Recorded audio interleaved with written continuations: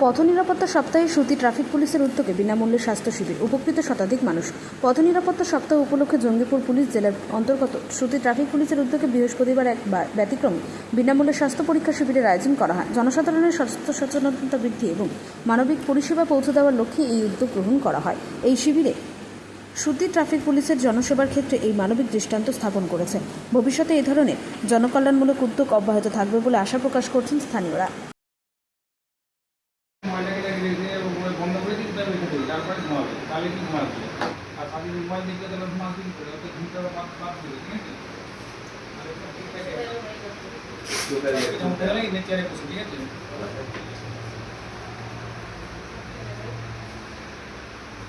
তারপরে কি আছে আর এই যে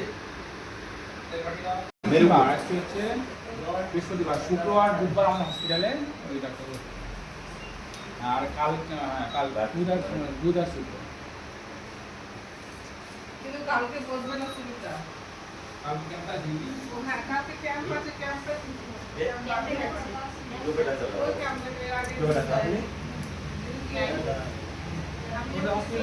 শুক্রবার থাকতে পারে।